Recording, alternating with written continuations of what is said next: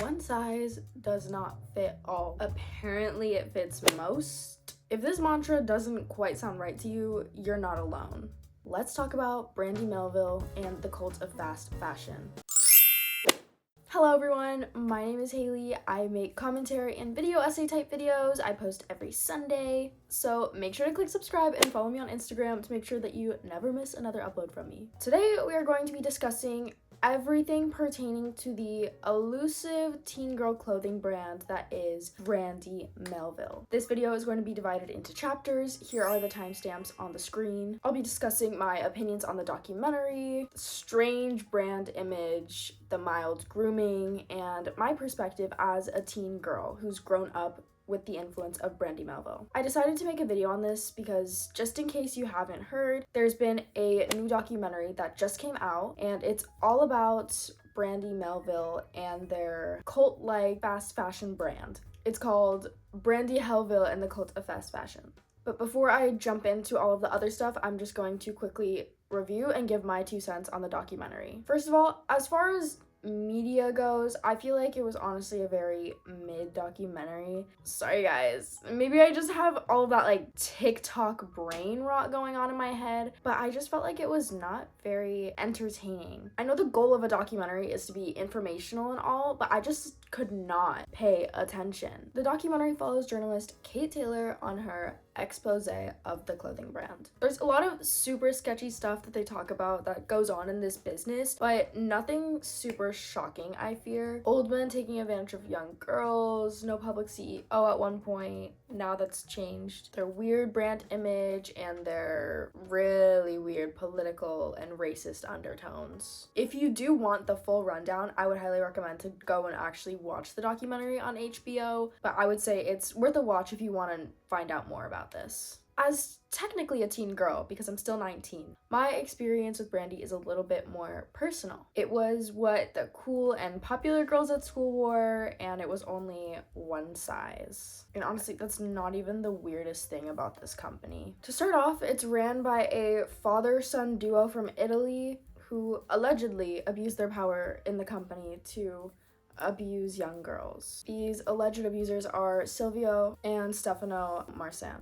They are responsible for everything that Brandy is today, which they originally opened in Italy decades ago, but they really exploded in popularity in 2009 when they opened their first store in Venice Beach. Their first US location, that being. Ever since, they've had immense success and popularity.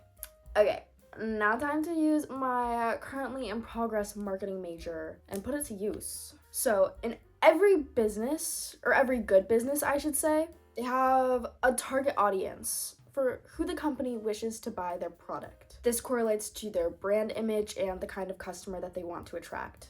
And Brandy Melville's brand image was incredibly exclusive and, dare I say, mildly elitist in terms of size, race, and vibe. Their ideal at Brandy is a super tall, super skinny, blonde-haired, blue-eyed white girl, or a stereotypical California girl, or in terms of Brandy Melville, a Brandy girl. So in other words, not at all inclusive and caters to a very, very small niche group of people. That's the weird thing though, because you'd think that because they're excluding all of these people, they would be losing a bunch of sales. But in fact, it's actually kind of been the opposite. With more and more stores opening up all across the country, Brandy's going stronger than ever. And due to their young teen girl audience, you would think that their values would at least align a little bit, maybe along the lines of girl power. Nope, not the case. In fact, their sister brand, John Galt, which is sold at Paxson, I think they have maybe a couple standalone stores, is named after a character in Atlas Shrugged, which is like the libertarian manifesto, basically. And in addition to this, there are a lot of really strong, like, nationalistic undertones and just like overall very Americana Catholicism vibes. If you've been in a Brandy recently, you know what I'm talking about. Honestly, I wouldn't even think that much of it if not for the blatant racism that goes on in that store. Because according to the documentary, if you were white, you had to be in sight. So they had basically all of the POC down in the basement or wherever they were doing stock type things. And then maybe if you were pretty enough and a person of color, you could be at the register. But all of the blonde white girls towards the front to be the face of the store. And as much as I'm shitting on the brand right now, I am 100% taking it out on the weirdo, creepy pervert ass owners, not the girls who work there or worked there in the past. I think it's definitely a grooming issue. And I know this firsthand as a teen girl, because the aura that Brandy Melville exuded of this like exclusivity and luxury and just effortlessly cool vibe, it takes a hold of you. If 15-year-old me was able to work at Brandy Melville, forget about it. Like, I would have done it in a heartbeat. And when I reference grooming in this regard, I mean that social media, I feel, has sort of groomed us. Once again, they sort of touched on this in the documentary, but I'm talking about my personal firsthand experience here. I think that TikTok created a eating disorder echo chamber of sorts to let an unhealthy body image be promoted a lot. And a similar thing happened in Tumblr in the mid to early 2010s. It was like this ideal thing to be able to fit into Brandy clothes. And because social media is still like a fairly new thing, there's not a lot of space for filtration or adult-censored content, even though now that's getting better, but back then, definitely not the case. And with massive Brandy hauls on YouTube and TikTok, they were selling us an image, a lifestyle to our malleable, underbaked brains. That being, this cheetah print top will make you hot and popular.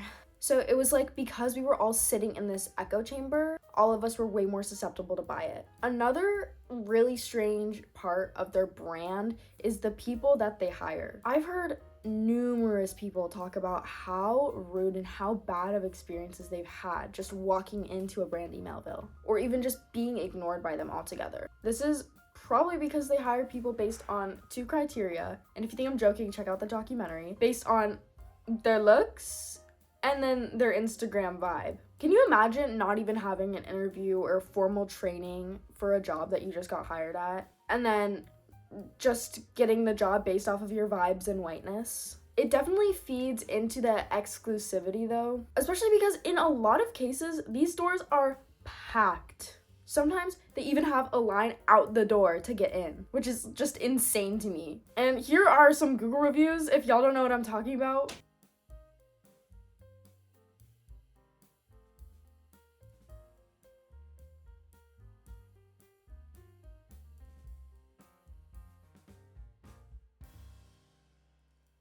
Just some of my faves that I pulled. Okay, so if you're not a Gen Z watching this video, you might feel very confused about like everything that I'm saying right now. Just in the sense that like, I thought this is going against everything that your generation seemingly stands for. Which, if you don't know, Gen Z's like core values are supposed to be like authenticity and social justice. And so it's like, well, why are you guys supporting a store and making it so popular if it only supports skinny blonde white girls and it's one size? That's a really good question. And why are they still getting so much business after the documentary came out? I'm no scientist or anything, but I can give all that I can with the power of my opinion. My generation is not perfect, no matter how hard we all try and act like we are. But I think it's the experience of the Brandy girl fostering these sort of like in versus out groups that are already so prevalent in this age demographic. Because think about how important fitting in feels when you are pubescent, in that adolescent stage, middle school, high school. Meaning that the people who are in the in group are the people that wear Brandy. They're cool. And the people in the out group, everybody else. Uncool.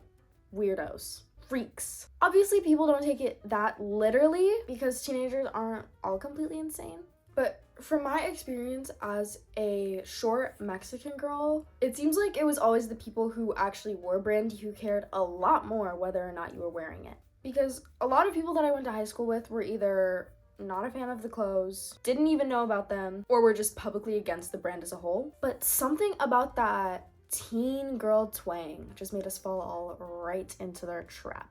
I think it was the authenticity that they exuded. It just felt like things were always so on trend, and it honestly still does. The girls that were models felt like they were people that you could see at school. Now I'm going to touch a little bit more on my personal experience as a teenage girl experiencing Brandy Melville culture. So I'm almost 20, but this means that I've grown up with sort of the peak of Brandy Melville. And I just wanted to talk about how it kind of affected me personally. So I would just like to start off by saying I've bought a lot of stuff from Brandy before. It feels wrong to say that, but it's just honestly the truth. Actually, one of the first videos I ever uploaded to this channel was a Brandy Melville try-on haul way back in 2020. I also posted another video trying to find dupes and make dupes. So obviously, I was a huge fan. And I'm not gonna sit here and try and defend Brandy because I've worn it before and I still own some Brandy clothes, because they are an objectively terrible company. And to be honest, I've always known this, even at 15. I knew they were problematic of sorts, sort of bad for some obscure reason I didn't really care about. But that's the thing, I just didn't care. Even though I was who they don't want in their store and still don't. They do not want my presence in there as a person of color, and yet still I just didn't care. That's how strong their brand is. It makes girls like me feel like there's something wrong with me and not the company. And that's exactly why they're still in business, because they target teenage girls and prey on their insecurities. Because when you're a 15-year-old, even if you're not the demographic for that, you're still gonna want it to be cool anyways. You're not gonna care about that. All you care about is fitting in with your peers and being cool, for the most part. And honestly, at this point, who even knows what will happen to Brandy Melville? I feel like they're literally uncancelable, but also don't take my word for that, because I know that's not really true at all, but it's just really hard for even me to comprehend how they're still operating and everything, even throughout all the research that I've done for this video. It's so weird, because I feel like I barely even heard anybody talk about the documentary since its release, which is insane because it's such a big brand. But honestly, my concluding thoughts are, I just think that people literally just do not care, because the target audience is teenage girls. Why the fuck would teenage girls care about any of that stuff when they just want to be cool? Why would they tear down the thing that's cool, that the cool people wear? That's gonna make them seem more uncool. I think everybody already sort of knew even before the documentary came out that they were really bad, being like, yeah, we kind of know they're like really fatphobic and really racist, but oh well. And that's literally just how teenagers are, unfortunately. That's why it's so messed up that they prey on teen girls, because they take advantage of this vulnerable state they're already in.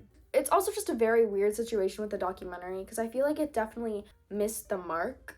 I felt like it focused too much on the girls who were included in Brandy already, like a bunch of white girls and everything, and they had POC in it as well. But I think that it would have been more beneficial to talk about girls like me who weren't the ideal for Brandy Melville, and maybe gather some other people's experiences on that, because I felt like it was a lot about the girls who worked there and the big corporate CEOs, and I just feel like it would have been more beneficial to our society if that's not what the focus of the documentary was. Because at the end of the day, it's a story about the psychology behind teenage girls. And I feel like this documentary literally isn't going to do anything. It hasn't yet, and that's really sad. So if there's something that's going to actually change this, there needs to be an emphasis on the people who it actually negatively impacts. But I'm curious, have any of you ever shopped at Brandy Melville? If so, what was your experience? Was it a positive one? Was it a negative one? Do you guys like Brandy Melville? Have you ever heard of Brandy Melville? Any other thoughts about Brandy? Feel free to comment them down below. I would love to have a discussion with you all down in the comments. And just another quick reminder to subscribe, because I post a new video every single Sunday. And also to follow me on Instagram and TikTok to keep up what's going on in my life. All my handles are at xoxo hailey with 2 I's in Hailey. I'll see you all next week. Bye. Love you. XOXO. Hailey.